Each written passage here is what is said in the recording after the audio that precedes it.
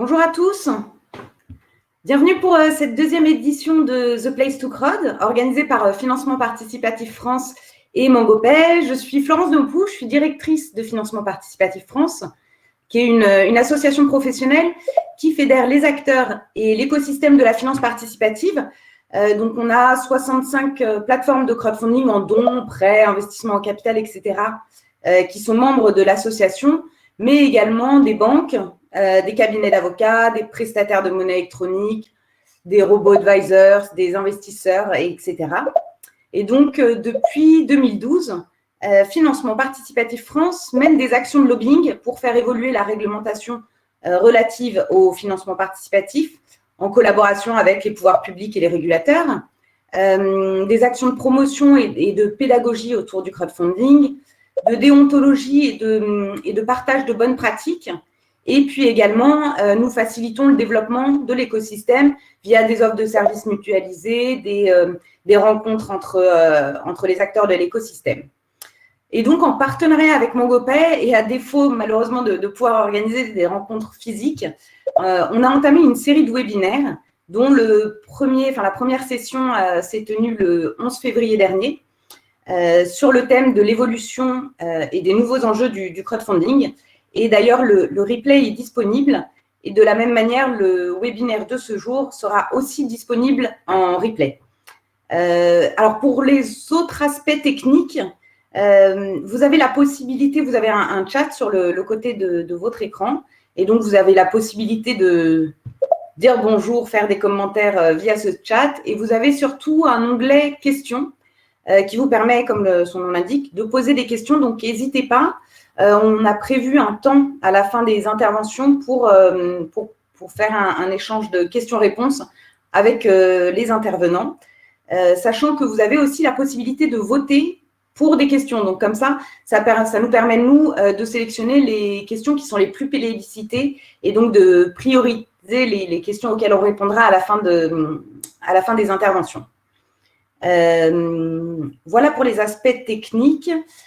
Alors, aujourd'hui, évidemment, relancer l'économie aujourd'hui est un enjeu de taille, particulièrement pendant la période de crise qu'on connaît.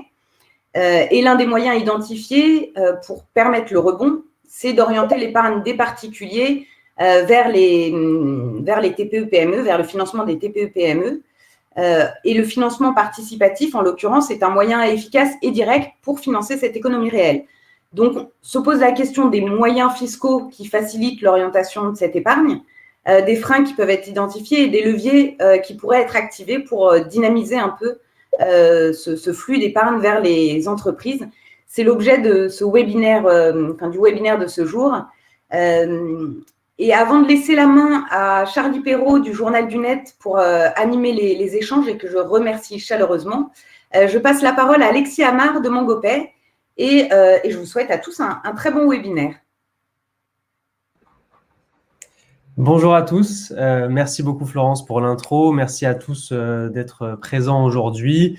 Bon, c'est toujours un plaisir pour nous MangoPay que de parrainer, sponsoriser ou en tout cas faire partie, prendre part aux événements de Finance Participative France, dont on est évidemment membre et actif, je dirais, et partenaire depuis de nombreuses années maintenant.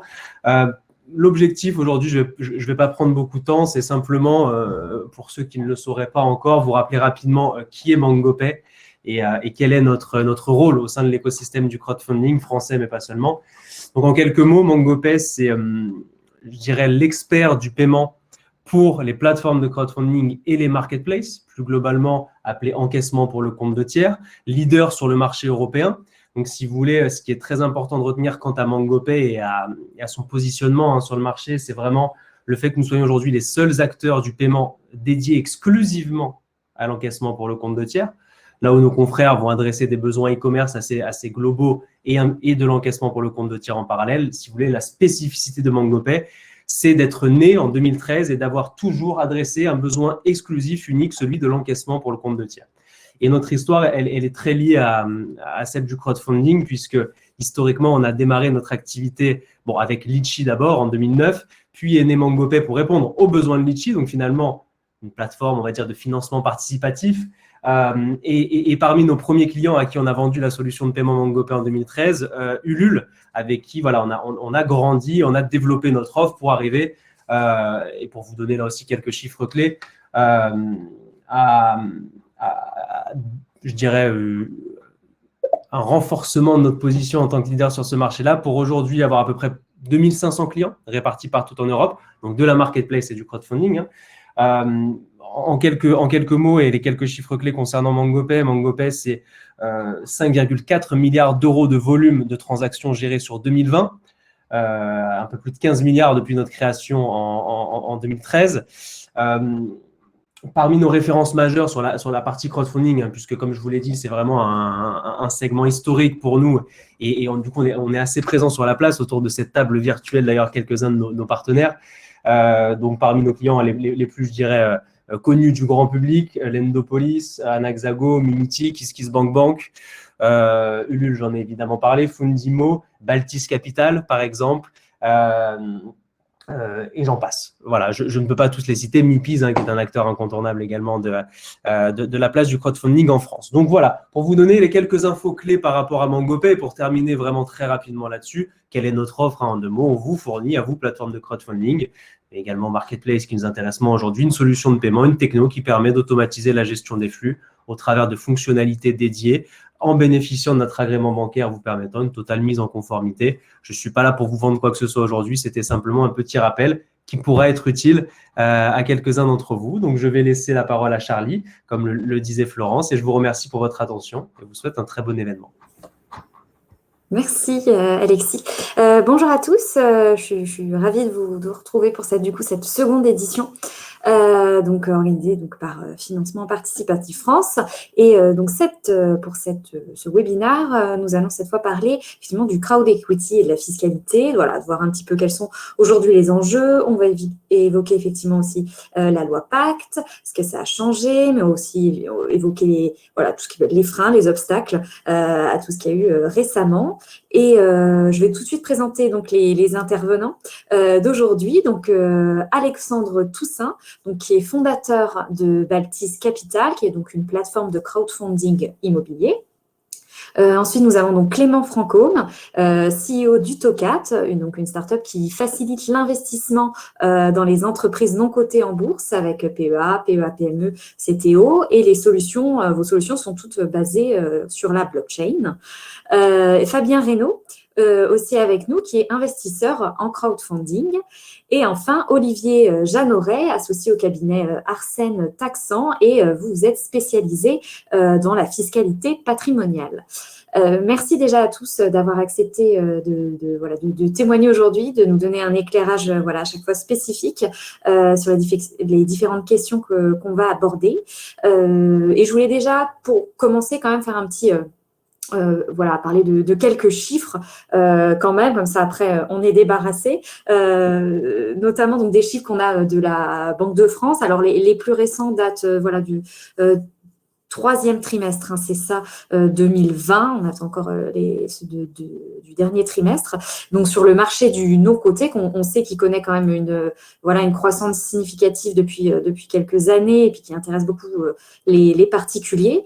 Et donc, sur ces chiffres de Banque de France, je voulais quand même en souligner quelques-uns. Donc, même globalement, sur les produits fonds propres, ils représentaient 47,5 milliards d'euros au troisième trimestre, donc 2020, et 45,2% donc de ces 47 milliards concernent du coup les actions non cotées. Donc voilà, c'est pour montrer un petit peu l'importance de ça. Et puis à titre de comparaison, je voulais aussi évoquer les actions non cotées, eux, c'est 13,8 milliards et l'assurance vie 10,9 milliards donc pour ce troisième trimestre 2020. Et je voulais aussi souligner quand même concernant les encours, eux par contre ils stagnent, pour le secteur coté 0,03% en plus et pour le non coté 0,4% en plus. Voilà un petit peu pour les chiffres, pour montrer un petit peu l'importance de l'investissement non coté. Mais évidemment, aujourd'hui, le sujet qui nous intéresse, c'est effectivement la fiscalité donc, dans l'equity. Et on voit en plus que les Français sont évidemment assez sensibles à ce genre de sujet, aux avantages fiscaux. Voilà, donc on va évoquer beaucoup de choses. Alors peut-être pour commencer, vraiment pour entrer dans le vif du sujet, voilà, parler tout simplement d'aujourd'hui, voilà, les différentes, voilà, sur la fiscalité aujourd'hui dans l'investissement de mon côté, un petit peu qu'est-ce que c'est, voilà, quels sont les différents voilà, petits leviers, dispositifs qui existent. Et je voulais justement que d'abord, Olivier, si vous pouvez un petit peu nous donner quelques éclairages assez précis là-dessus avant qu'on parle vraiment voilà, des gros enjeux autour. Oui, bonjour à tous. Merci Charlie. Olivier Jeanneret, donc avocat associé au cabinet Arsène, et je suis spécialisé en fiscalité patrimoniale, comme c'était dit en ouverture. La fiscalité, nécessairement dans un investissement, c'est un des outils, en tout cas, à prendre en compte pour imaginer sa rentabilité. En dehors d'un système de PEA, PEA, PME, on en reparlera un peu après. La fiscalité aujourd'hui en France, c'est une imposition globale à 30%. C'est le principe de droit commun. 30%, ça inclut de l'impôt sur le revenu et des prélèvements sociaux, puisqu'aujourd'hui en France, sur tout type de revenu, il y a des prélèvements sociaux. Donc, ce qu'il veut dire, c'est que sur une plus-value nette qui est réalisée, il y a 30% qui doivent être versés à l'État sous une forme ou une autre. Le PEA, PEA-PME, apporte pour ça un avantage considérable, puisque la fraction de ces prélèvements qui correspondent à l'impôt n'est pas due dans certains cas de figure, et notamment si le PEA ou PEA-PME a plus de 5 ans. Alors, c'est 5 ans à prendre en compte par rapport à l'ouverture, ce n'est pas 5 ans d'investissement. Donc ça, c'est pour ça qu'il est toujours dit qu'il faut prendre date assez tôt sur des instruments tels que le PEA et le PEA-PME pour pouvoir faire courir le délai de 5 ans. Comme je vous disais, l'imposition de droit commun, c'est 30%. Il y a 12,8, c'est de l'impôt sur le revenu, et 17,2 sont des prélèvements sociaux. Et donc, quand vous êtes dans le PEA ou PEA-PME, en remplissant toutes les conditions pour pouvoir y être, ça permet deux avantages particuliers. Déjà, un, vous n'êtes pas imposé au jour où vous réalisez la plus-value, alors que dans le régime de droit commun, vous êtes réalisé au titre de l'année où la plus-value a été réalisée. Dans le PEA ou le PEA-PME, vous êtes fiscalisé qu'au jour où vous sortez les sommes de l'enveloppe. Et en plus, si vous bénéficiez, si vous avez détenu les titres pendant au moins 5 ans, si le PEA ou PEA-PME a été créé il y a plus de 5 ans, dans ces cas-là, vous ne payez que 17,2. Donc, il y a un écart qui est important, et ces deux facteurs-là, c'est un écart de taux et c'est un écart de timing de paiement de l'impôt. Super, merci beaucoup déjà Olivier pour ces premières explications. Alors évidemment, les plateformes de crowd equity sont concernées aussi par voilà, tous ces dispositifs. Et je voulais savoir, peut-être Alexandre, vous, côté effectivement plateforme, est-ce qu'aujourd'hui, tous les projets que vous présentez sont éligibles ou pas au PEA-PME? Est-ce que c'est assez courant ou pas chez les plateformes de crowd equity en France? Ouais, bonjour à tous. Merci Charlie. Alors effectivement, sur les projets de Baltis Capital sont éligibles au PEA et au PEA-PME depuis qu'on a été créé en 2016, pour la simple raison que les projets sont sous forme d'actions. Donc aujourd'hui, les actions sont éligibles au PEA et au PEA-PME. Alors il y a quelques grandes règles à respecter pour la société qui émet les actions, mais qui sont assez faciles à respecter. C'est généralement le siège social qui est situé en Union européenne, moins de 5 000 salariés, un chiffre d'affaires de moins de 1,5 milliard d'euros. Donc forcément, les projets sont souvent des coquilles d'investissement, donc qui respectent ces conditions-là. Et ensuite, à partir du moment où la société émet donc une augmentation de capital, les investisseurs donc souscrivent à des actions, donc sont actionnaires de la société. Donc ça, c'est éligible au PEA et au PEA-PME depuis toujours. Que la prépondérance soit de l'immobilier, que ce soit du private equity ou toute autre activité, quelle que soit l'activité, ces actions-là sont éligibles au PEA et au PEA-PME. Donc c'est pour ça que souvent le private equity, donc l'investissement dans des startups ou des jeunes PME, a toujours été éligible au PEA et au PEA-PME depuis toujours. Le crowdfunding immobilier l'est depuis toujours aussi parce que l'outil, c'était des actions. Et l'évolution assez récente, notamment la loi Pacte, on y reviendra, mais c'est que les obligations sont maintenant éligibles au PEA-PME, donc pas au PEA, en tout cas pas encore. Elles sont éligibles au PEA-PME. Et ça, il y a beaucoup de projets de crowdfunding immobilier qui concernaient le financement de promoteurs et de marchands de biens qui se font via une émission obligataire. Donc maintenant, depuis le 1er juillet, officiellement, on peut investir dans ces projets-là via un PEA-PME. Alors dans les faits, ça a pris un peu de temps parce qu'il fallait que les banques mettent à jour leurs tuyaux. Donc ça, nos amis du TOCAT sont d'une grande utilité pour ça. Mais en tout cas, sur le crowd equity général, qui est souvent en action, c'est depuis toujours éligible au PEA et PEA-PME.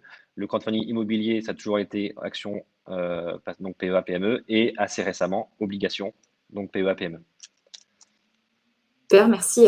Très clair. Et est-ce qu'aujourd'hui, là, justement, les investisseurs, les particuliers, sont sensibles ou pas à ces avantages fiscaux, enfin, en tout cas du PEA-PME? Est-ce que peut-être d'ailleurs, Fabien, vous êtes notre investisseur, donc est-ce que c'est une question voilà, que vous êtes posée tout de suite ou voilà, vous étiez d'abord plutôt intéressé par voilà, peut-être diversifier vos placements Tout à fait. Donc bonjour à tous. Donc, je suis effectivement investisseur en crowdfunding. Alors, en parallèle, on va dire en tant qu'amateur, on va dire. Donc, mon activité principale, chef de projet dans l'édition logicielle. Donc, pour diversifier mon patrimoine, effectivement, je me suis intéressé à l'equity crowdfunding en equity, surtout sur l'aspect de part, on va dire. Mes choix personnels de vouloir investir dans des startups, dans l'innovation. Et je pense quand même la fiscalité aujourd'hui, c'est pas l'objectif premier de l'investisseur, ça reste un objectif quand même secondaire. Surtout sur le crowd equity qui consiste donc à investir dans des projets bien particuliers, bien définis. On n'est pas dans l'investissement dans un fonds quelconque, on ne sait pas exactement dans quoi on investit, là, on sait exactement pour quel projet particulier on investit. La première volonté de l'investisseur, c'est justement donc de soutenir ce projet en question-là, et finalement la fiscalité, c'est quelque chose qui vient en plus pour l'inciter, j'allais dire, à investir ou même à la rigueur à investir davantage qu'il ne l'aurait fait sans fiscalité. Donc pour moi, la fiscalité, elle reste quand même un objectif secondaire par rapport finalement à la qualité intrinsèque du projet dans lequel on va investir. Vous êtes quand même posé la question à un moment donné, j'imagine, et quelle a été un petit peu votre réflexion, parce que tout le monde n'est pas spécialiste de la fiscalité. Oui. Donc, voilà, comment est-ce que vous avez pu arbitrer tout ça? Alors aujourd'hui, en fait, on a les deux dispositifs, donc l'IR-PME et le PEA-PME. Alors, ce qui rend compliqué la tâche, je vais dire, c'est effectivement de choisir le bon dispositif. La stratégie, clairement, enfin, on va dire si quand nos investissements réussissent, la stratégie gagnante, c'est effectivement le PEA-PME. L'IR-PME, il reste quand même assez attractif puisque pour l'investisseur, en tout cas, c'est une défiscalisation qui intervient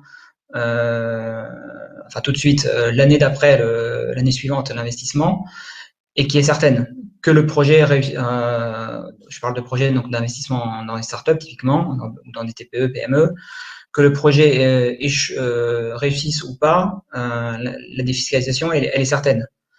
Tandis que effectivement dans le PEA-PME, la défiscalisation se fera en cas de succès.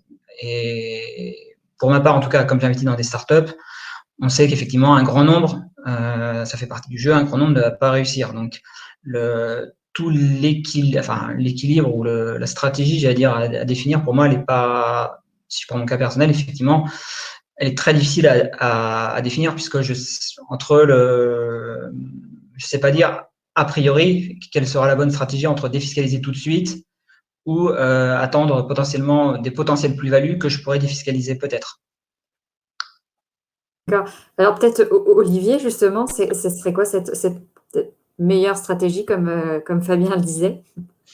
Non, mais ce qui est intéressant, ce que vous dites, Fabien, c'est que, vous ne placez pas la fiscalité comme étant la raison de votre investissement, et c'est que comme ça qu'à mon sens, on réalise des bons investissements.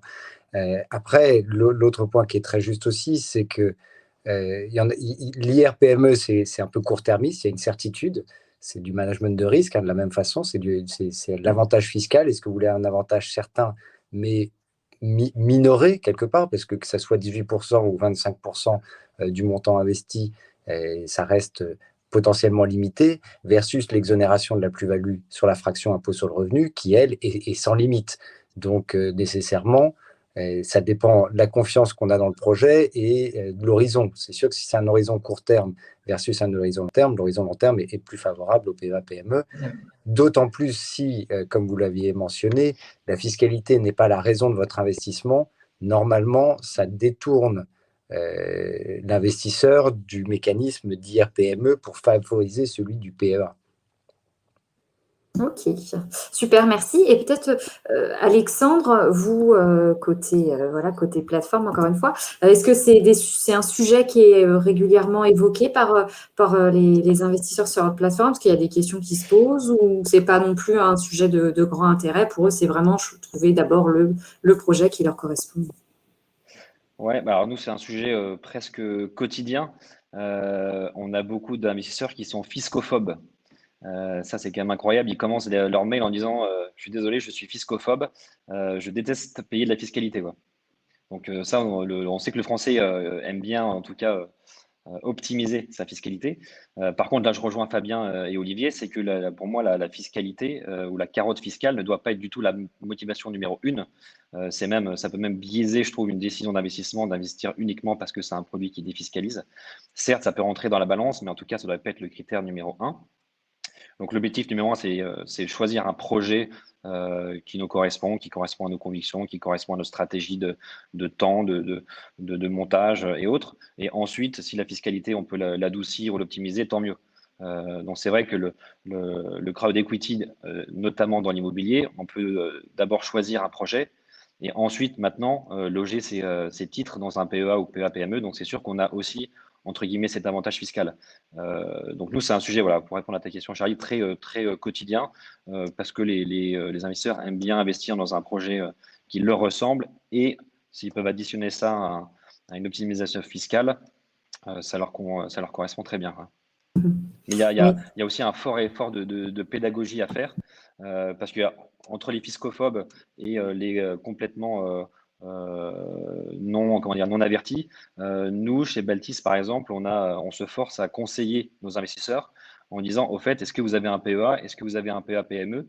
Si ils n'ont pas de PEA, donc comme disait Olivier, on leur dit prenez date, ouvrez votre PEA, mettez 50 € dessus et puis attendez de trouver un projet qui vous correspond. Mais en tout cas, prenez date, ouvrez-le. Donc, on essaye d'avoir ce vrai effort de pédagogie pour conseiller au mieux nos investisseurs pour qu'ils puissent investir, dans les meilleurs projets, mais aussi de la meilleure des manières. Merci. Clément, je ne vous ai pas oublié. Peut-être que vous vouliez prendre la parole sur ce qui a peut-être, ou alors réagir sur ce qui a été dit par déjà nos autres intervenants. Pareil, vous avez le même sentiment, pas le sujet numéro un, mais... Donc nous, à notre niveau, on intervient plutôt une fois que la décision est prise. Donc, nous, ce qu'on voit à notre niveau, c'est que les investisseurs sont, très motivés pour bénéficier de cet avantage fiscal qu'est le PEA. On a moins de recul sur l'avantage fiscal directement à la source avec l'IR-PME, puisqu'on voit passer que les investissements via PEA à notre niveau.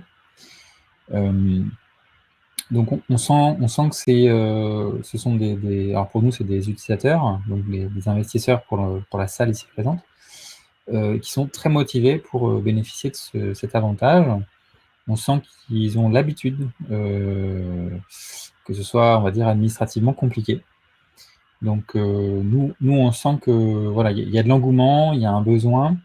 Je ne vais peut-être pas rentrer dans le détail de notre activité pour l'instant, mais donc nous, on est plutôt, comme on voit vraiment que la fin des opérations, au moment où il faut vraiment payer, on a plutôt tendance à voir uniquement la partie des personnes très, très motivées par le sujet, quoi.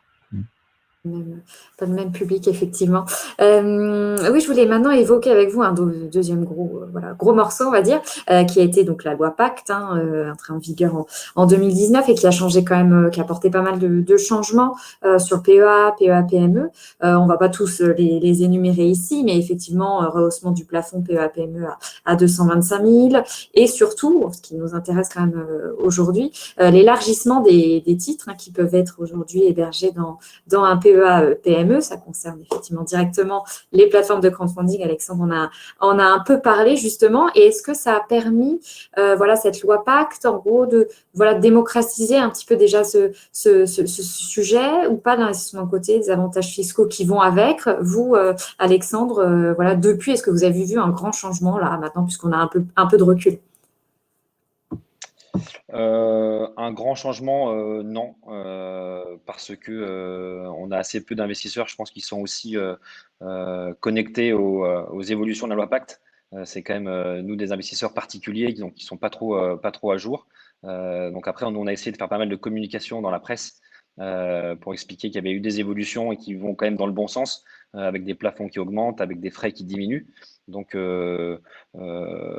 c'est censé démocratiser un peu plus. Mais sinon, la loi Pacte, en fait, c'est nous, en fait, on est les intermédiaires entre, on va dire, la loi Pacte, entre le gouvernement et les investisseurs pour leur expliquer et pour leur traduire un peu, si on veut, les grandes lignes de ces évolutions, pour leur dire, voilà, là, ça vaut vraiment le coup d'y aller maintenant. Vous avez aussi le PEA-PME maintenant qui est éligible pour les obligations. Donc, c'est plutôt à nous d'apporter le conseil parce que si nous, on ne le fait pas, je ne vois pas vraiment qui va le faire. Donc, on a un peu un devoir de conseil supplémentaire pour transmettre l'information. Et vous, Olivier, pareil, vous avez senti un changement, en tout cas de connaissance, de prise de conscience ou pas depuis 2019, peut-être début 2020? Pas nécessairement, parce que de la même façon, et je rebondis sur ce qui vient d'être dit, il y avait celles et ceux qui connaissaient déjà et que finalement, ça n'a pas vraiment été une révolution. Cette loi Pacte, ce ne sont que des mesures qui sont intéressantes, qui sont favorables, c'est des assouplissements, une flexibilité, mais ce n'est pas une révolution pour autant. Et donc, celles et ceux qui étaient déjà, qui utilisaient déjà le PEA, PME, quelque part ont été informés, mais ceux qui en étaient en dehors le sont toujours aujourd'hui. Ok. Et vous, peut-être, Fabien, comment est-ce que ça vous avez pris ces changements un peu réglementaires? Est-ce que ça a un petit peu influencé vos différents arbitrages ou pas? Un petit peu, mais plus dans le sens où effectivement il y a eu de la communication qui a été faite. Mais j'allais dire, au-delà de la communication, c'est plutôt ce qui manque aujourd'hui encore, c'est un peu plutôt la partie éducation. Que les gens aient conscience qu'il y ait deux mécanismes de fiscalité, mais surtout comprennent les tenants, les aboutissants de chacun, pour que justement chacun puisse adapter par rapport à sa stratégie, à ses choix, quel est le meilleur système. Et au-delà et donc pour moi c'est plus un problème finalement à la fois de communication, mais surtout d'éducation, pour bien enseigner effectivement à des personnes qui sont pas du tout experts, ou sont des experts suffisamment experts, on va dire, de la fiscalité pour comprendre les inconvénients, les avantages de chaque système. Donc, une communication normale, enfin, on va dire suite au changement, normal. Par contre, c'est plus cet aspect éducation pour moi qui manque et pour inciter, enfin, pas inciter les investisseurs, mais au moins leur donner toutes les cartes pour bien décider, quoi. Mais d'ailleurs, juste pour poser une question, je me permets. Fabien, est-ce que ta banque qui gère ton PEA t'a fait une alerte ou une communication justement sur ces évolutions-là? Non, pas du tout. Non. Typiquement, c'est le PEA PME. Finalement, il est apparu niveau des banques, pas du tout. Et il est juste apparu sur certaines plateformes de crowdfunding comme étant une nouvelle option quand les titres étaient éligibles au PEA PME. Mais voilà, hormis le fait de voir un nouveau dispositif, si la personne ne se renseigne pas d'elle-même pour savoir à quoi ça correspond, qu'est-ce qu'elle veut faire, l'investisseur lambda, finalement, il n'en sait pas plus. Ouais, donc tu aurais aimé que ta banque te fasse une petite note, une petite alerte nouveauté. Ouais. C'est ça, oui, c'est ça, oui, typiquement. Et ben, du coup, vous, Alexandre, chez Baltis, comment ça s'est passé? Vous avez mis ce fameux système d'alerte en place, quelque chose? Vous en avez parlé pas mal en amont, plutôt après? Bah, nous, c'est quelque chose qu'on met assez en avant sur notre site, dès notre page d'accueil, en disant que nos projets sont éligibles au PEA ou au PEA PME. Et quand on souscrit, on a une petite case en disant j'investis, je souscris via un virement ou via un PEA PME. Donc normalement, c'est quand même, ça clignote un peu partout disant que c'est éligible. Après, encore une fois, on communique pas mal dans la presse sur ce sujet-là, qu'on essaie de relayer en interne dans nos newsletters mensuels. On a aussi monté et créé un petit guide comment investir depuis son PEA au PEA PME dans nos projets, avec les étape par étape, pour montrer que on en reviendra, c'est un peu complexe en termes d'administratif, mais que, un, c'est possible, et que deux, ça vaut quand même finalement le coup de le faire. Donc, on essaye de faire de la pédagogie sur notre site, dans notre newsletter, et auprès de chaque investisseur qu'on a quand même très souvent au téléphone pour un premier rendez-vous ou physiquement. Le PEA est systématiquement abordé en disant, ça fait partie de notre feuille de discussion en disant on va forcément parler du PEA et du PEA PME à un moment donné de la discussion. Parce qu'encore une fois, s'il en a un, il faut qu'il l'utilise, et s'il n'en a pas, il faut qu'il en ouvre un. Donc c'est naturel chez nous. Clément, vous qui êtes effectivement, les banques sont aussi vos interlocuteurs, hein. C'est quelque chose, et comme disait Fabien, il n'a pas reçu du tout d'alerte. C'est quelque chose, vous confirmez? C'est pas un sujet sur lequel les banques sont très enclines à communiquer. Oui, tout à fait. Les clients sont nos clients, les banques sont nos clients, voilà. Et du coup, on a la voix du client avec nous. Donc, du point de vue des banques, le PEA, ça suffisait puisque les banques ont en tête de distribuer, de vendre ou de prendre connaissance que les produits qui sont dans leur catalogue. Donc, du coup, le crowdfunding ne faisant pas partie du catalogue d'aucune banque, elles n'ont pas l'intention de faciliter les investissements dans ce milieu-là. Et comme pour elles, le PEA simple suffisait, elles n'ont pas vraiment vu l'intérêt du PEA PME, puisque, finalement, les PEA pour elles n'étant pas entièrement remplis, il y a peut-être même pas 5% des PEA qui sont remplis. Du coup, elles ont dit, finalement, pourquoi on mettrait en avant le PEA PME, sachant que les PEA ne sont pas encore remplis. Donc, elles n'ont pas vraiment vu d'intérêt. Et puis, comme elles ne distribuent pas les obligations ou d'obligations en général, ou alors elles le font directement via la bourse, et ces obligations ne sont pas forcément éligibles PEA PME.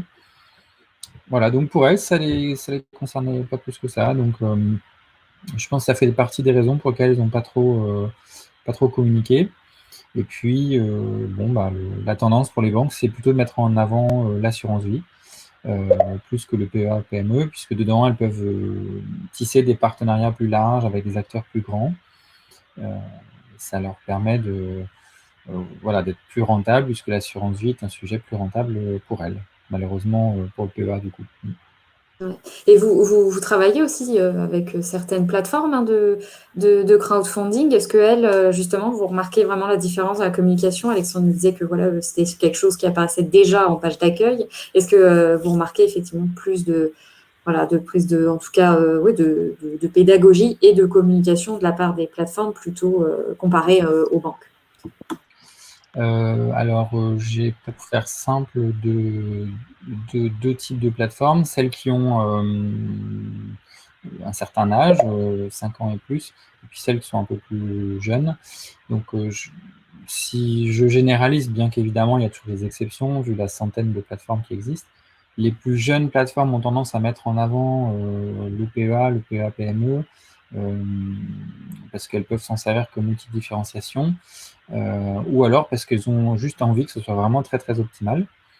Et puis elles font aussi l'effort de digitaliser, de prendre le sujet pour elles, d'améliorer la situation, d'accompagner le client, d'être vraiment dans un service de haute qualité.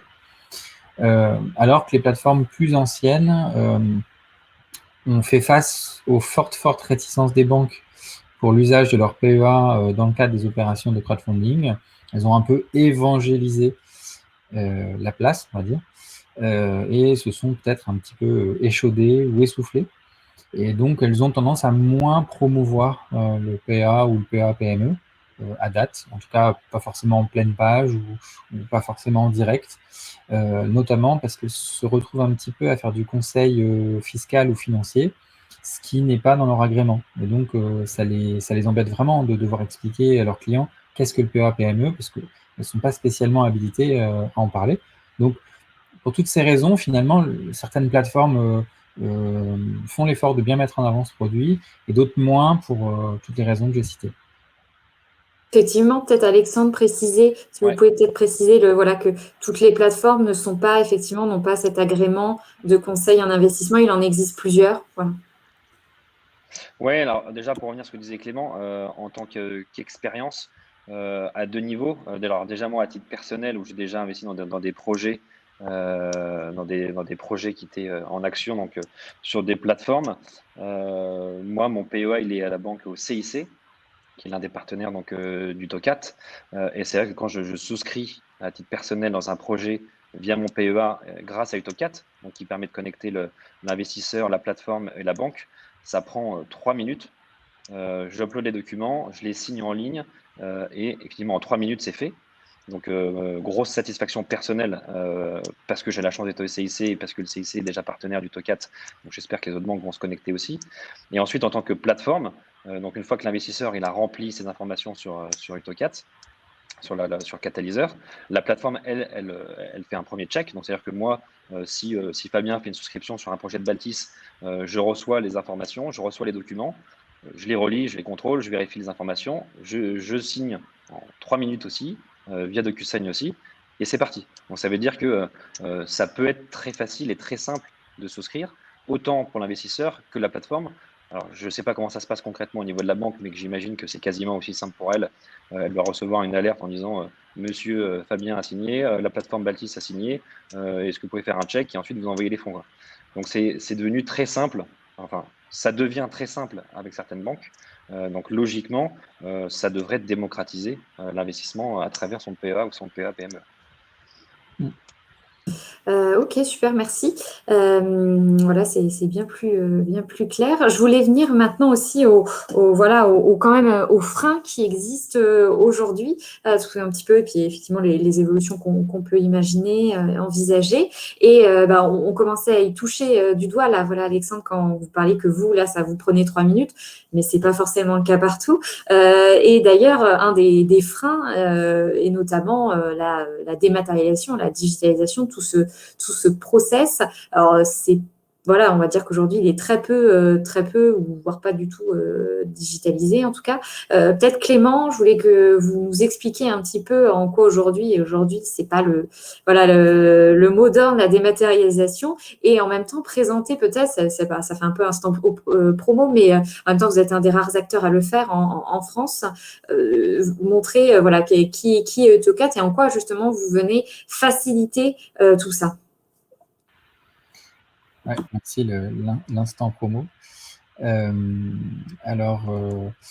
Donc, je vais commencer par la contrainte. Donc aujourd'hui, les banques, comment ça se passe? Pourquoi c'est compliqué pour elles comme pour les investisseurs?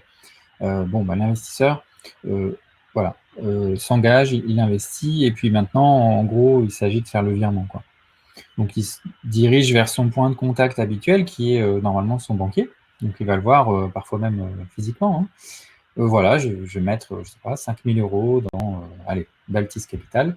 Et puis, voilà les documents, je les ai apportés avec moi, tout va bien.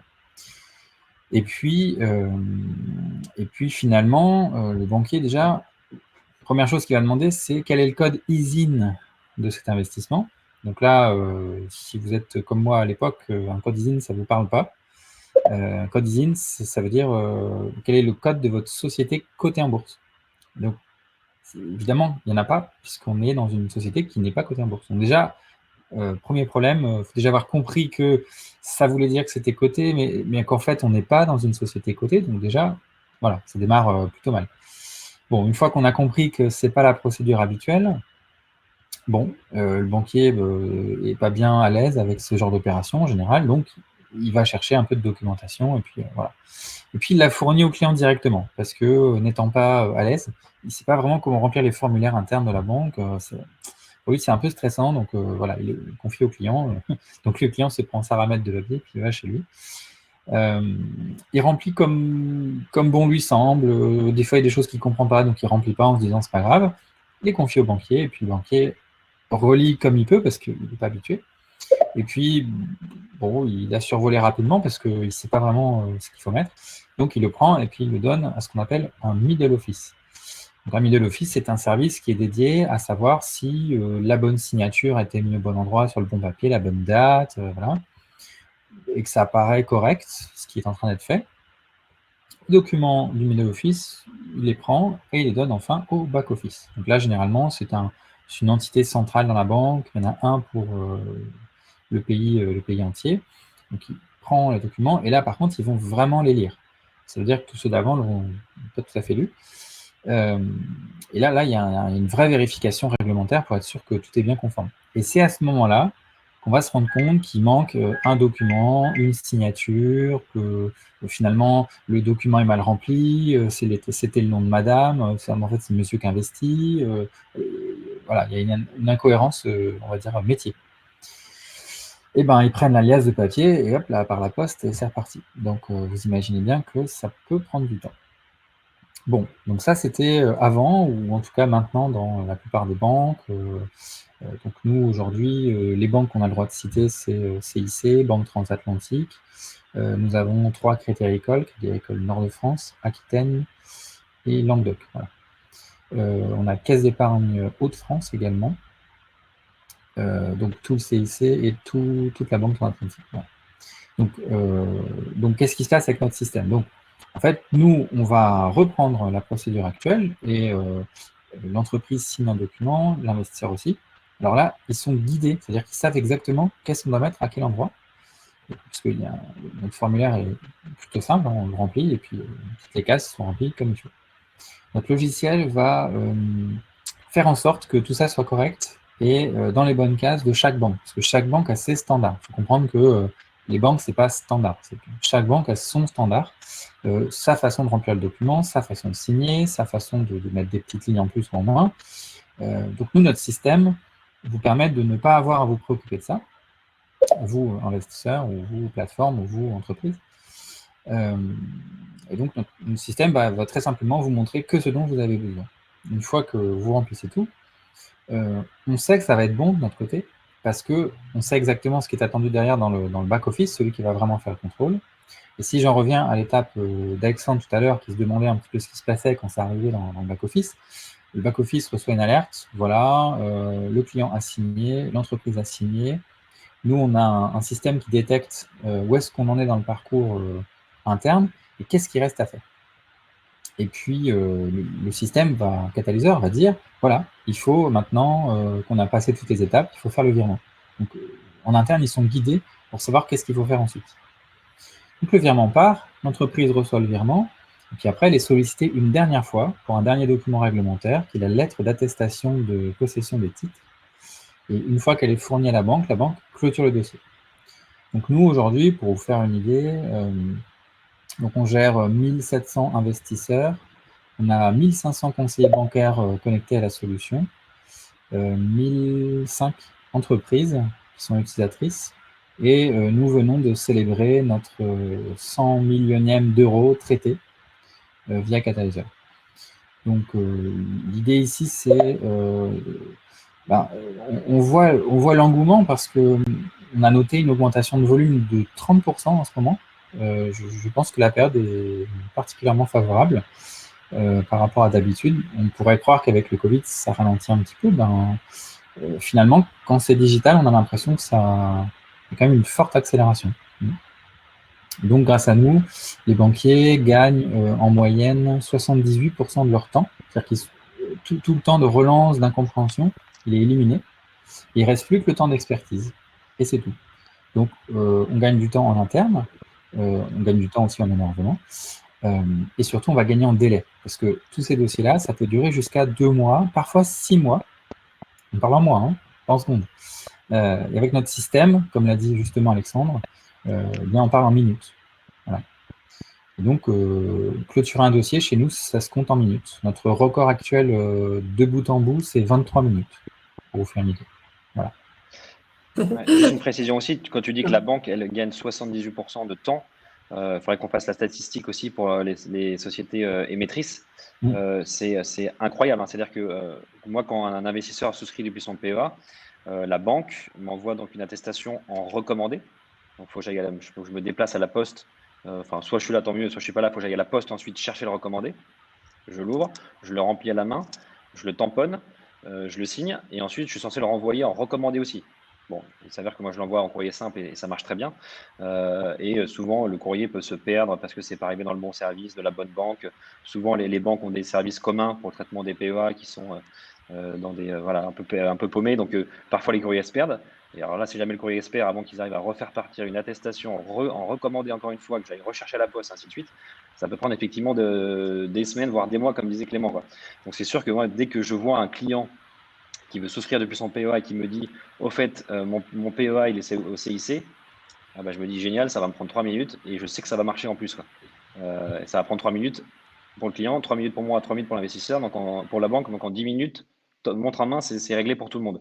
Versus le recommandé qui, ça prend du temps d'aller le chercher à la poste. Ensuite, c'est du papier. Donc ça veut dire que pour protéger un peu la planète et l'avenir de nos enfants, c'est quand même mieux d'éviter d'envoyer des recommandés. Quand on a 100 personnes qui investissent, on peut éventuellement recevoir 100 recommandés. Donc il y a quand même quelque chose qui cloche. Donc c'est sûr que le fait de dématérialiser ça et de supprimer les courriers et de supprimer les recommandés, ça va dans le bon sens pour tous les investisseurs et pour toutes les sociétés émettrices comme nous, quoi. Donc, je te ferai une statistique, Clément, si tu veux, avec le temps gagné par souscription, mais je pense qu'il doit être proche de 78% aussi pour nous. Ouais. Ah, fantastique, c'est le dernier maillon de la chaîne qui me manquait. J'ai le temps gagné pour les investisseurs qui est à 95%. J'ai le temps des banquiers qui est à 90%. Et puis le temps effectif, par contre, le vrai travail en moins, c'est 78%. Et effectivement, il me manque le côté entreprise qui aujourd'hui sont tellement occupées qu'elles n'ont pas le temps forcément de faire des stats là-dessus. Et vous, Fabien, côté forcément investisseur, ça vous fait un peu rêver là quand Clément présentait un petit peu sa solution? Est-ce que c'est vraiment aujourd'hui un gros pain point? Est-ce que c'est voilà, quelque chose de douloureux à chaque fois quand vous devez vous y mettre? Et voilà, est-ce que tout ce sujet de digitalisation, c'est quelque chose que vous attendez ou pas avec impatience? Tout à fait, oui, parce qu'aujourd'hui, c'est vrai que c'est très pénible. Et c'est très lourd, comme on l'a dit, en paperasse et surtout en termes de timing pour arriver à clore un projet. Donc aujourd'hui, c'est vrai que c'est un grand frein, je pense, pour justement l'adoption du PEA-PME au-delà de sa compréhension. On a toute la partie pour l'investisseur en crowdfunding en fait qui est digitalisé, complètement digitalisé, l'investissement pur sur la plateforme, trouver un projet, dialoguer avec les porteurs de projets, etc., faire son choix d'investissement, où tous les papiers aussi, on va dire, tous les documents relatifs avec la plateforme sont digitalisés et sont de l'ordre de quelques minutes. Et après, je veux dire, on passe entre guillemets dans un autre monde, on revient effectivement à des délais et des choses qui sont plus du tout digitalisées, quoi. Donc pour moi, c'est clairement aujourd'hui un frein important à cette démocratisation du PME. Ouais. Ok, très bien. Je voulais aussi évoquer un autre sujet un peu qui peut être un frein et notamment voilà parce que vous devez le savoir et puis en particulier Olivier que voilà les réglementations changent, voilà, évoluent régulièrement. Est-ce que voilà aujourd'hui ça s'enchaîne? Est-ce que vous dites aujourd'hui ça fait quand même depuis un petit moment qu'il y a une certaine, je sais pas, est-ce qu'on peut parler ou pas d'instabilité fiscale aujourd'hui ou pas? Alors, c'est une très bonne question. Ce qui est intéressant de voir, peut-être juste pour parler du contexte actuel avec la crise sanitaire qu'on connaît. Ce qui est intéressant, c'est que le gouvernement a toujours martelé, et le président aussi en avant-première, une stabilité fiscale. Et on le voit, c'est que sur les dernières lois de finances, il y a eu très peu d'évolutions, à part des évolutions en faveur pour soutenir l'économie et pour soutenir les foyers les plus modestes. Donc, il y a une instabilité fiscale quand on regarde une période longue.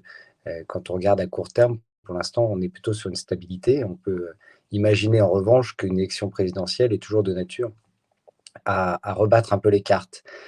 C'est un avantage du PEA et du PEA-PME.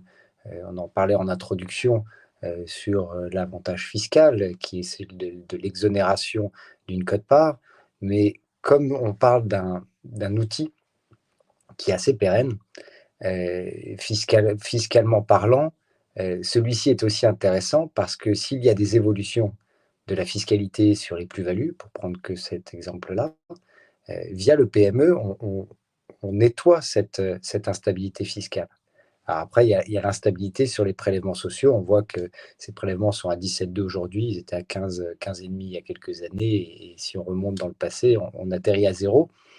Donc, c'est assez intéressant aussi d'aller chercher ces mécanismes-là parce qu'il permet justement d'annihiler l'instabilité fiscale qu'on peut connaître en fonction des différents événements extérieurs et notamment les changements de président ou de présidente. Ok, et vous, Fabien aussi, c'est dur à suivre à chaque fois, tous ces changements ou pas? Oui, assez. Alors, c'est vrai qu'effectivement, sur le PE-PME, en tout cas, il y a une certaine stabilité. Sur l'IR-PME aussi, par contre, c'est une certaine instabilité. On était à 18%, on est repassé à 25%, puis on est passé à 25%, puis on retombe à 18%, puis on va peut-être être à 25%. Donc, il y a cet aspect-là qui peut, qui crée ce sentiment, effectivement, d'instabilité et avec le message derrière de finalement de pas être si sûr que ça de la part du gouvernement, en fait, d'inciter les épargnants, finalement, hein, donc, du coup, via la carotte fiscale, à, comme on dit, flécher son épargne vers l'économie de projets ou de TPE, PME. Ok. Très bien. Il y a aussi un autre, voilà, peut-être un autre frein encore que je voulais évoquer et qui revient très régulièrement, on en parle beaucoup, mais sur l'incitation, en tout cas, des Français à en savoir plus, en tout cas, ou à prendre conscience et à sauter le pas, on va dire, vers toutes ces mesures dont on a parlé, aller sur le PEA, PME. Comment est-ce qu'aujourd'hui, on peut en faire plus? Parce qu'on a l'impression, et puis on l'a encore vu cette année, en 2020, avec la crise, que les Français ont beaucoup, enfin, pas tous les Français, hein, bien sûr, mais il y en a qui ont quand même pas mal épargné et beaucoup qui, effectivement, ont privilégié le livret A et l'assurance vie. Je caricature un petit peu, mais comment est-ce qu'en fait, on fait aujourd'hui? Comment chacun de vous, en fait, vous essayez d'inciter davantage les Français à s'y mettre? Et est-ce que, encore une fois, l'enjeu fiscal est aussi évoqué quand on peut en parler, parce qu'on n'a pas l'impression non plus que ça prenne autant, en tout cas, ça se démocratise. Comment est-ce qu'on fait pour que ça devienne encore un sujet un peu plus important? Donc, je ne sais pas qui veut commencer. Voilà. Moi, je vais bien commencer parce que je suis le seul à avoir mon micro ouvert. Ce qu'on a dit un peu au début, c'était qu'il y a cette forte pédagogie des acteurs de l'écosystème. C'est-à-dire que ceux qui ont les informations, qui ont la connaissance, il faut la transmettre. En disant, sachez que voilà ce qui existe. Ensuite, on note quand même que ça va plutôt dans le bon sens. Avec la loi Pacte a ouvert beaucoup de choses. Ils ont monté les plafonds des PEA, des PEA-PME. Ils ont diminué les frais. En tout cas, ils les ont mis en pourcentage et plafonnés. Donc, ça va quand même dans le bon sens. Ils ont ouvert aussi le PEA jeune. Donc, c'est quand même le troisième PEA qui existe. Il y a le PEA, PEA-PME, il y a le PEA jeune aussi. Je crois qu'il est plafonné à 20 000 €, mais qui peut inciter les jeunes, à se lancer et à s'initier aux investissements d'un côté. Donc, je veux dire que l'environnement économique en France fait que l'économie réelle, en tout cas, on essaie de fléchir un peu plus ça, comme disait Fabien, sur l'économie réelle. Ça s'assouplit, les plafonds, les tarifs. Et ensuite, pour moi, l'étape suivante, c'est les banques. C'est à elles de faire, on va dire, la dernière étape. C'est pour ça qu'encore une fois, je me répète, mais nous, on est un grand supporter du TOCAD parce que on aimerait bien que toutes les banques se connectent à leurs solutions. Alors, ça arrive progressivement et on le voit, nous, concrètement, dans la réalité, que on en fait de plus en plus en ligne grâce à eux. On a beaucoup de banques en ligne, je me permets de les citer, qui sont Boursorama ou Fortuneo par exemple, où ça marche très mal, le PEA et PA-PME. Malheureusement, alors ça se dit banque en ligne, mais finalement, dès qu'on sort des placements un peu traditionnels, c'est très compliqué pour elles, parce que c'est souvent des robots derrière enfin voilà, je vais pas m'étendre, mais c'est souvent des sujets un peu compliqués qui traitent les sujets un peu complexes, donc ça marche assez mal. Et donc ça, c'est sûr que le jour où toutes les banques traditionnelles et banques en ligne sont connectées à une solution comme Utocat, c'est sûr que ça boostera énormément les souscriptions via ces PEA, PME, parce que les investisseurs, ce qu'ils veulent aussi, c'est de plus en plus, c'est ne pas perdre trop de temps. Donc c'est sûr que si on dit, voilà, vous souscrivez en 3 minutes versus vous allez à la banque, vous imprimez, vous signez, vous avez des recommandés, il faut les chercher, il faut les renvoyer, il faut les scanner. C'est sûr que voilà, si on dit que c'est 3 minutes, ça va inciter les investisseurs. Et ça va aussi inciter les plateformes intermédiaires à ouvrir leurs projets aux souscriptions PEA, PME, si elles savent que ça leur prend 3 minutes. C'est sûr que quand nous, on a des projets chez Baltis où on sait que ça va prendre 1 semaine, 2 semaines, 3 semaines ou 1 mois pour recevoir les fonds, bah, il faut rester motivé, quoi. On est résilient, on continue, mais c'est sûr que si tous les clients souscrivaient en 3 minutes, ça nous ferait gagner beaucoup de temps. Et je suis persuadé qu'il y a beaucoup de plateformes immobilières ou autres qui ouvriraient leurs produits à ces solutions éligibles au PEA et PEA-PME. Donc c'est pour moi le dernier maillon de la chaîne, ce sont les banques qu'il faut connecter à l'écosystème. Alors Charlie, on t'entend pas parce que tu n'as pas ton micro. Ouais. Oui, pardon. Oui, je disais, vous êtes une des rares plateformes, vous, à proposer sa souscription. Pourquoi, en fait, aujourd'hui, les autres suivent pas trop, justement? C'est à cause de ce que vous évoquiez juste avant? Ouais, bah c'est ça. Alors je pense, il faudra leur demander, hein, mais je pense que c'est principalement parce que ça prend beaucoup de temps. Il y a beaucoup de plateformes qui collectent très vite, hein, en 5-10 minutes, en 1 heure. Donc c'est sûr que c'est très compliqué là pour le coup de souscrire depuis son PEA en 1 heure. En tout cas, d'avoir envoyé les fonds en 1 heure, je pense que c'est impossible. Par contre, ça peut se faire en 24-48 heures si c'est bien géré et bien optimisé. Je pense que certaines plateformes ne le font pas à cause de ça.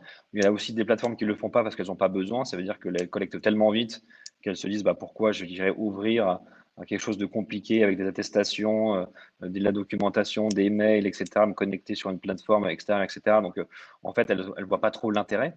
Ou alors, elles le voient peut-être pour des gros tickets à 50, 100 000 ou 500 000 euros, où là, elles se disent, bon, ça vaut le coup de le faire parce qu'on sait que c'est pour un seul client, donc on peut le suivre.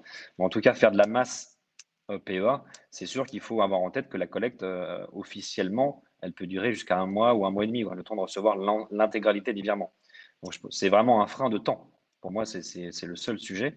Mais une fois que ce sujet de temps sera résolu, j'ai bon espoir que tout le monde s'ouvre au PEA-PME. D'ailleurs, j'ai vu qu'il y avait Jérémy de Fundimo dans les participants. Si tu veux nous mettre un petit message, je ne sais pas si toi, tu es ouvert à ce que tes clients investissent depuis leur PEA-PME. PEA, mais je pense que, voilà, je me répète, mais si on a résolu le problème de temps, on aura résolu beaucoup de choses. Ouais. Ok. Et oui, peut-être, je ne sais pas si Clément, vous vouliez dire un mot justement sur voilà, comment aujourd'hui inciter plus les Français justement à se mettre voilà, au PA-PME, voilà, si vous aviez un petit peu des idées ou pas. Nous, par historique, et c'est pour ça qu'on a construit Catalyseur, on a constaté que les investisseurs n'utilisaient pas le PEA ou le PA-PME. Le premier frein, c'était l'ignorance, c'est-à-dire qu'ils ne savent pas que ça existe, tout simplement. Donc ça, malheureusement, on compte sur la plateforme de crowdfunding, hein, puisque les banques voilà, ne veulent pas trop en parler. Donc on compte sur l'écosystème. Après, il y a la douleur administrative violente à laquelle on fait face quand il n'y a pas Catalyseur. Donc, bon, bah là, on a apporté notre brique à l'édifice.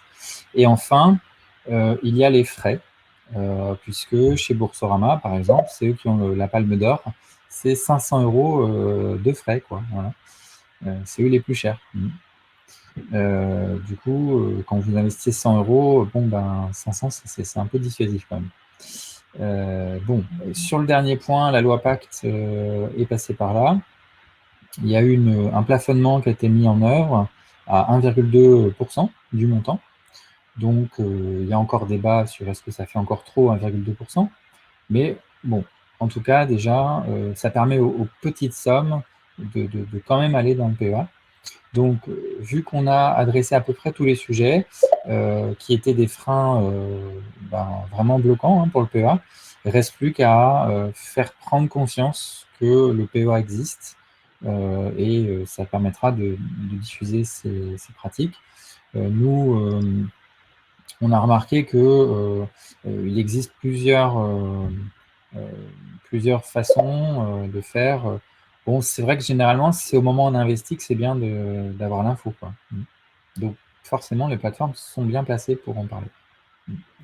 Et vous, D'ailleurs, Fabien, comment est-ce on voit juste le commentaire de Jérémy, donc une autre plateforme de crowdfunding immobilier qui s'appelle Fundimo. Il te dit une statistique intéressante, c'est qu'il y avait 1% des investisseurs qui souscrivaient depuis leur PA-PME en 2020. Alors j'imagine que 2020 c'était la demi-année, parce que ça date de juillet, mais que là, dans ce début d'année, ils sont déjà à entre 5 et 10%, donc ils sont à 5 fois, entre 5 et 10 fois plus de souscription. Donc ça veut dire qu'il y a de la demande et que les investisseurs, s'ils ont la possibilité de le faire, ils sont prêts à le faire. Alors, ils précisent bien encore une fois qu'il y a des lenteurs aussi administratives, parce que ça, c'est le cas pour tout le monde, mais on sent bien qu'en tout cas, il y a un mouvement qui se crée et qu'avec des lourdeurs administratives, on arrive quand même à 5-10% de souscription via des PA-PME.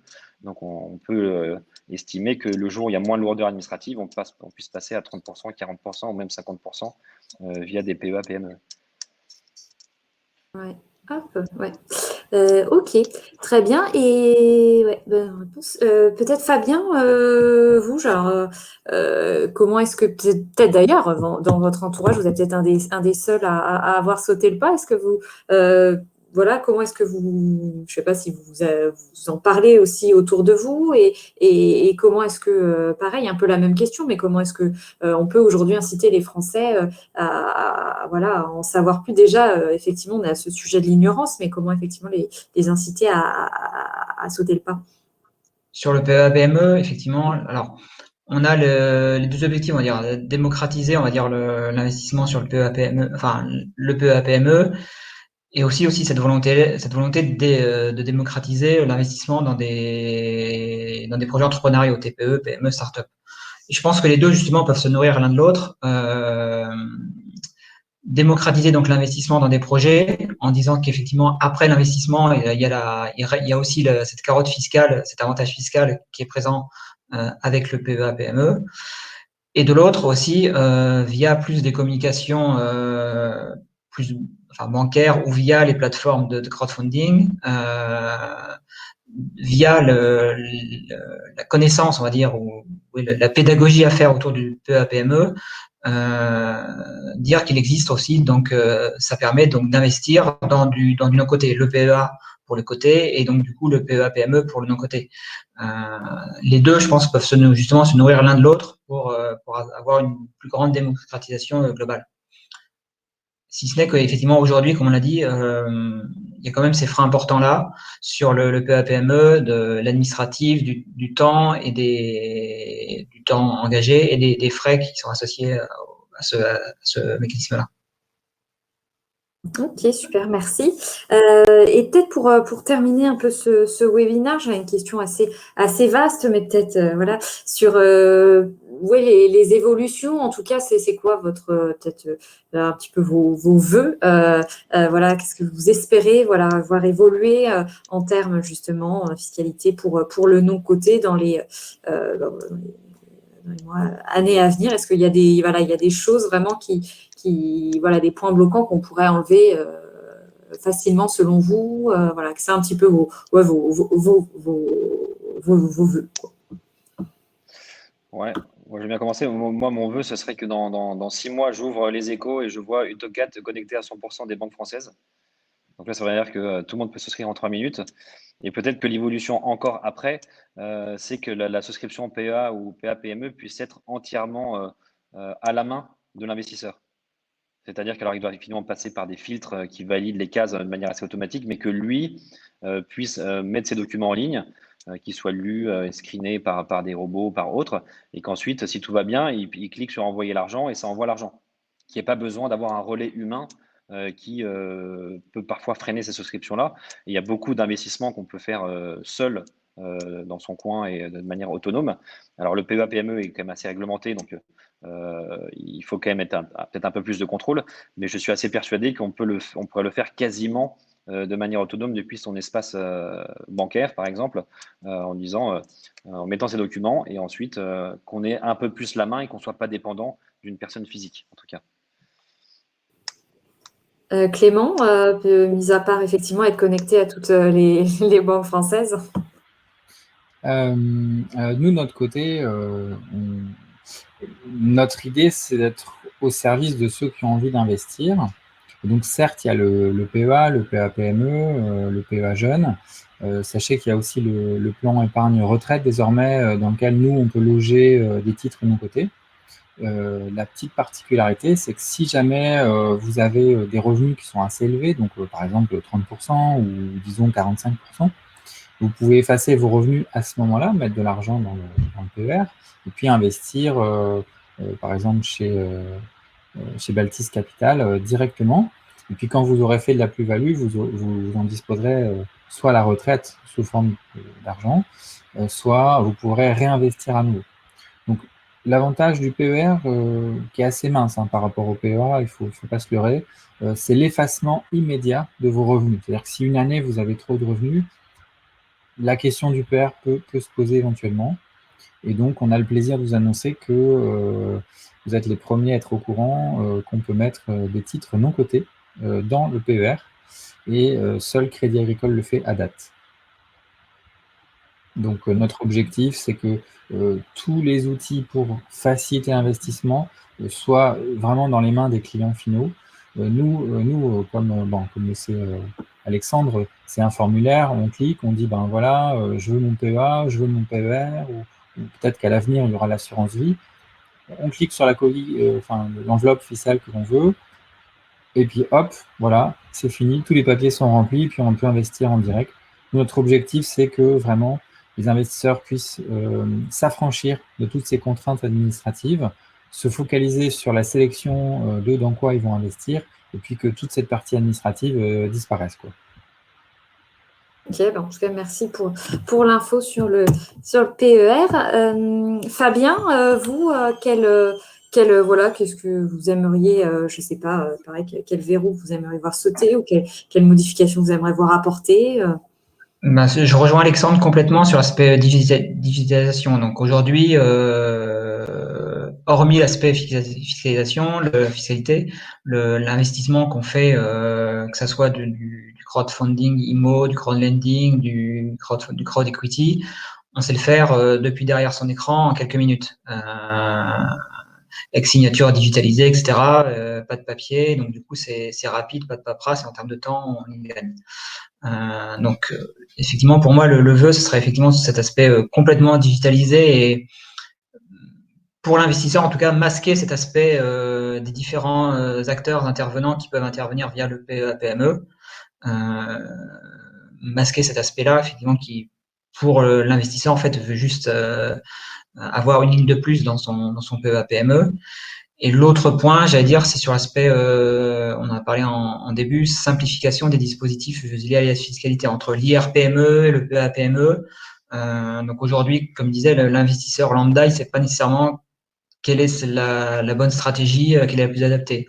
Donc avoir plutôt quelque chose de plus clair pour l'aider et à la fois pour l'aider par rapport à sa propre stratégie ou à avoir quelque chose de beaucoup plus simple qui ne fait pas hésiter finalement sur l'investissement via un PEA-PME qui est quelque chose vraiment de plus long terme et donc qui va justement dans le sens d'investir dans des projets entrepreneuriaux avec quelque chose dans un objectif de plus long terme. Donc c'est cet aspect-là, c'est à la fois digitalisation et simplification fiscale. Super clair. Et peut-être pour terminer, Olivier, vous de votre côté Ce qui est intéressant dans tout ce qui est dit là, c'est qu'on a un thème qui est crowd equity et fiscalité, mais comme ça avait été dit à un moment, la fiscalité n'est pas le driver ici, et c'est qu'un effet à prendre en compte, mais ce n'est pas ça qui pousse un investissement. Et donc, au final, on parle un peu de fiscalité, mais on ne parle pas que de ça.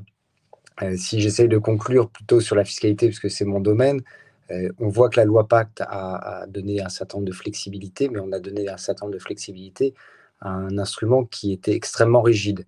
Donc aujourd'hui, il demeure rigide, que ce soit à l'entrée dans l'investissement qu'à la sortie. Il n'y a pas de droit à l'erreur. C'est-à-dire que c'est un point qui a été noté, c'est que si on n'investit pas initialement dans le PEA, on ne peut plus transférer des titres qu'on a déjà acquis dans un premier temps hors PEA et on ne peut plus le passer dans le PEA.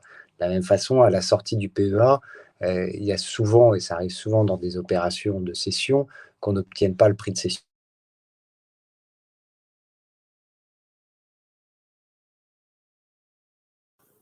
On ne vous entend plus. Le micro a été coupé. On a que c'est bloqué. Mince. Je me disais, on n'avait pas eu de problème technique pendant 1 heure. C'était assez étonnant. Donc, ça devait arriver. En attendant de retrouver Olivier, est-ce que l'un de vous, comme on arrivait effectivement déjà à la fin un petit peu de ce webinaire, est-ce que un de vous voulait peut-être rajouter un petit mot de conclusion, tout simplement? Moi, j'avais plutôt une question pour toi, Charlie, savoir si tu as un PEA. Oui, très bonne question. Figurez-vous que j'en ai ouvert un il y a 2 mois, je pense, et j'ai toujours rien fait. Voilà. D'accord. Parce que rien que pour aller, et moi je suis un petit peu ces sujets, mais rien que je me suis connectée une fois sur la plateforme à 23h et je me suis dit, tiens, je m'y mets. Et en fait, face à la complexité du truc, je ne comprenais rien. J'ai dit, non, ça ne va pas me prendre 5-10 minutes. Donc, en fait, j'abandonne. Et depuis, j'y suis jamais retournée. Voilà. Bon, il faut pas se démotiver, quoi. Ça vaut le coup, hein. Donc, il faut s'accrocher. Ouais.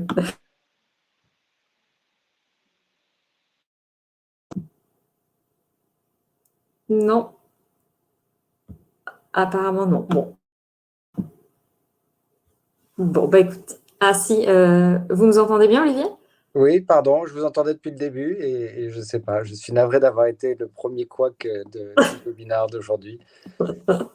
Et alors, du coup, alors, je ne sais Donc, donc pour finir là-dessus, c'est un gain de flexibilité qu'il faut qu'on arrive à atteindre aussi bien à l'entrée qu'à la sortie. Je vous disais, à la sortie, souvent, on ne récupère pas le produit de cession intégralement et tout ça peut avoir des conséquences sur le maintien du PEA. Donc, il y a encore beaucoup à faire. Après, il y a des questions qui sont plus politiques ou démagogiques en fonction des plafonds, des seuils qu'on peut mettre, des enveloppes qu'il peut y avoir dans chacun des PEA, PME, etc. Et aujourd'hui, tant que la fiscalité on a une exonération à travers ce mécanisme, je pense que cette exonération est plutôt durable aujourd'hui. Donc, il faut s'assurer qu'elle le soit. Voilà. Après, on a toujours la question des prélèvements sociaux qui pourrait être un autre cheval de bataille, mais c'est peut-être pas aujourd'hui. Super. Écoutez, merci. On arrive en tout cas à la fin, au terme de ce webinaire. Alors, je n'ai pas vu, parce que je ne voyais pas les questions, etc. pendant l'intervention, donc je n'ai pas pu bien suivre, mais j'ai enfin trouvé l'endroit où elles étaient. Mais j'ai l'impression que pratiquement tout le monde a répondu au fil de l'eau. C'est parfait. Ça m'a un petit peu soulagé de quelques questions. Alors, je ne sais pas, tu vois, hop, parfait, Florence, ça paraît comme ça. J'avais un petit mot pour les personnes qui sont frustrées avec leur banque. Si vous voulez que votre banque change, vous pouvez envoyer soit une lettre avec accusé de réception au service client pour dire que vous êtes très, très mécontent du service, notamment lié au PEA. Sachez que c'est la seule façon pour une banque d'avoir un retour qui remonte à peu près en haut de la pyramide. Parce qu'en parler à votre conseiller bancaire, sachez que ça finit dans la poubelle. La seule façon que ça remonte, il faut l'envoyer au service client de la banque. Vraiment, c'est l'unique manière de manifester votre mécontentement en termes de lenteur et de process de type labyrinthe, quoi. Ok, merci pour le conseil. Florence, voilà, tu nous as rejoint. Je ne sais pas si effectivement, comme il y a eu quelques questions pendant le webinaire, j'ai l'impression qu'elles ont été répondues. Tu as un peu répondu d'ailleurs. Et est-ce que tu en as vu d'autres? Parce que là, moi, je scrolle un peu. Oui, je pense en effet que la plupart des questions ont été traitées soit au fil de l'eau, soit via les interventions de nos intervenants. Peut-être une question alors, à laquelle a répondu Alexandre, mais sur laquelle d'autres peuvent peut-être réagir. De Joseph, nous constatons que l'equity crowdfunding perd en vitesse chaque année au profit du crowdfunding immobilier et du lending. Comment la fiscalité peut-elle relancer l'equity crowdfunding?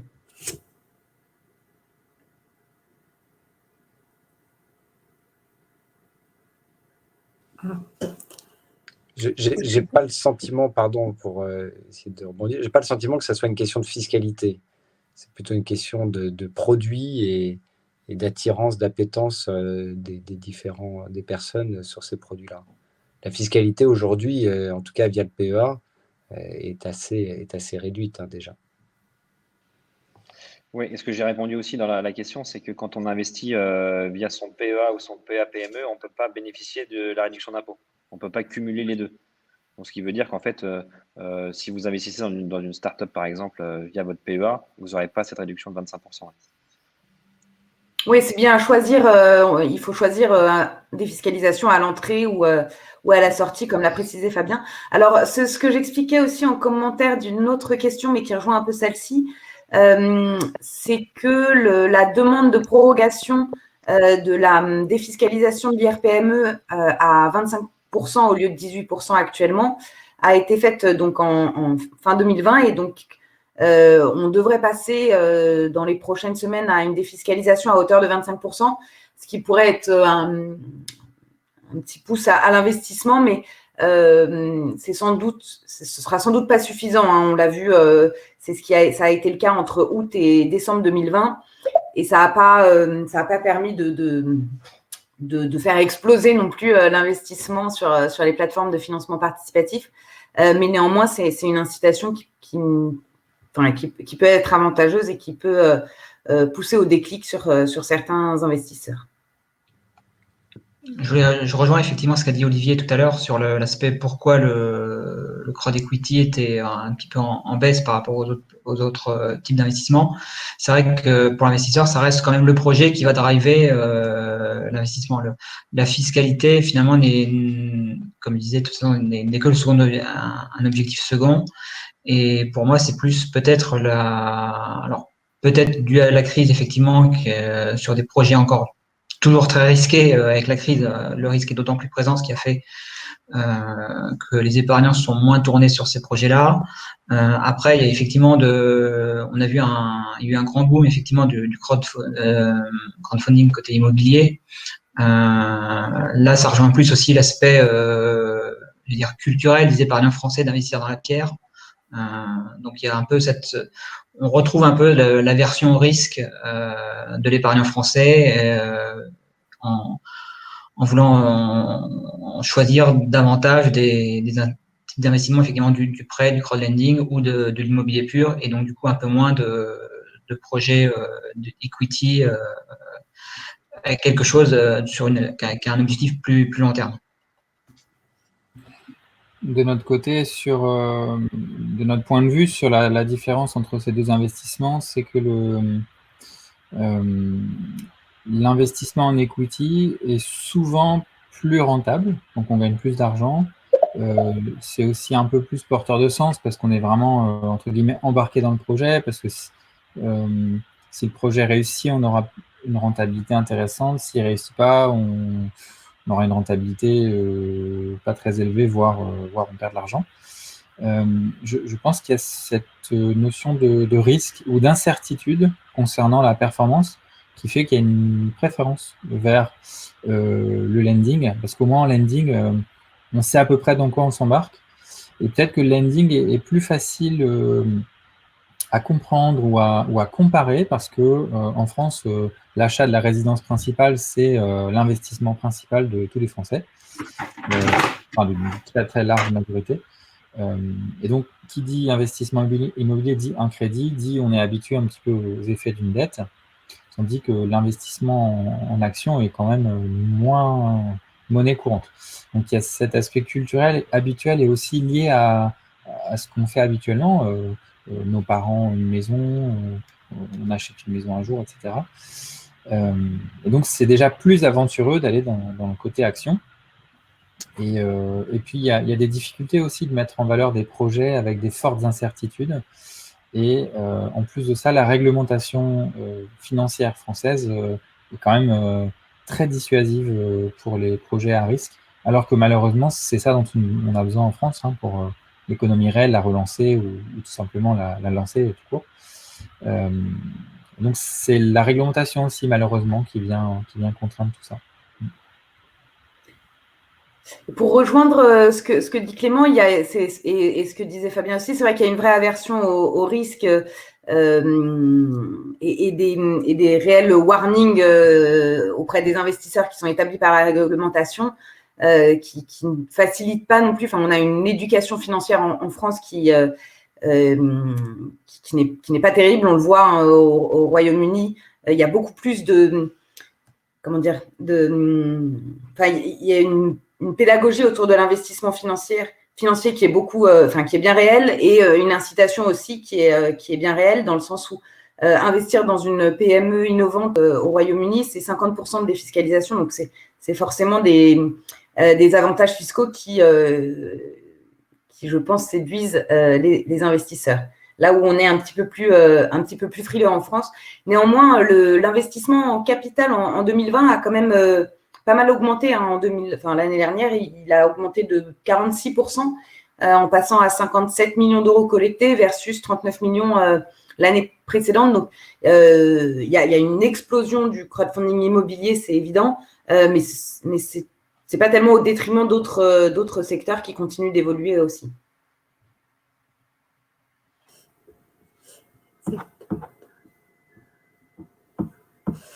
Non, mais je regarde Florence, mais pas eu d'autres questions depuis, en tout cas. Je réagis en complément à Frédéric Emery sur la perception du risque dans le crowdfunding immobilier, une obligation versus une action. L'obligation donne un sentiment de sécurité. Ah, génial, je vais chez Baltis Capital et puis je vais avoir 10% par an, 8%, 5%, 15%, bon, peu importe. Mais le problème, c'est qu'il faut quand même que le projet réussisse derrière. Alors, bien sûr, chez Baltis Capital, tout réussit tout le temps, mais le problème, quand même, c'est qu'on a ce sentiment de sécurité. Mais si on prend une obligation sur 5 ans, par exemple, le fait est, c'est qu'une entreprise sur 5 ans a quand même beaucoup de chances d'avoir des difficultés. Vous voyez le Covid qui survient comme ça. Il y a d'autres risques qui existent. Donc, on a l'impression que c'est sécurisé, alors que l'action, au moins, c'est la même chose, quoi. À la fin, si le projet réussit, on va en tirer d'ailleurs plus de fruits avec une action. C'est donc un rendement meilleur.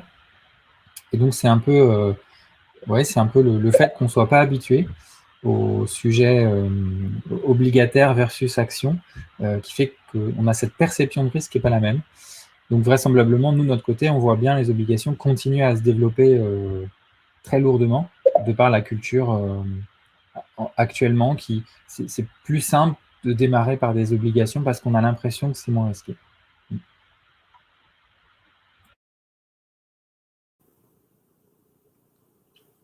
Oui, en tout cas, moi, je serais très curieuse de voir un petit peu comment ça va évoluer, effectivement, sur, on disait que, voilà, le manque de démocratisation. J'imagine que vous suivez tous un petit peu l'arrivée de ces nouveaux acteurs, type Robinhood, Freetrade, Trade Republic, etc., qui vont peut-être effectivement un petit peu plus, on verra, mais sensibiliser les particuliers sur toutes ces questions d'investissement, même si pour l'instant, voilà, ils ne font pas forcément du non-côté, mais j'imagine, en tout cas, pour discuter avec certains, que c'est des choses qu'ils ont forcément en tête. Donc, à voir si ça va pas aussi permettre toute cette démocratisation. J'y pensais.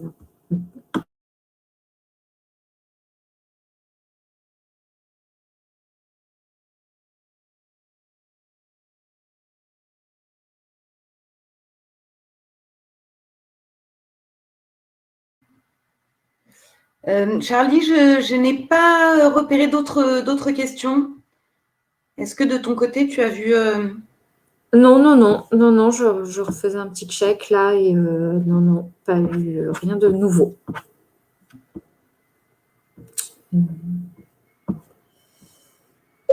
Non, donc parfait. Écoute, Déjà, moi, je voulais vous remercier tous pour les échanges.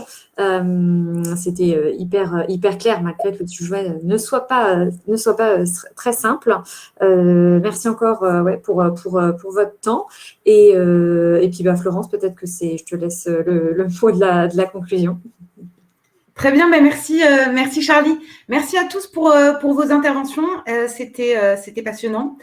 On a encore de gros chantiers devant nous, visiblement, en termes de démocratisation, d'une part côté investissement dans les startups et TPE-PME via le crowdfunding, mais également sur les avantages fiscaux d'investir dans les entreprises non cotées.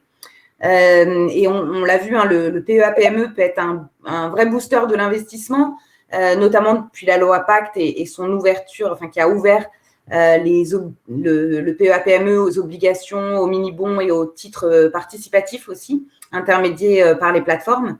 Mais encore faut-il que celui-ci soit efficace, c'est-à-dire moins de paperasse, moins de temps pour la plateforme, pour l'investisseur, pour la banque, et moins de coûts aussi.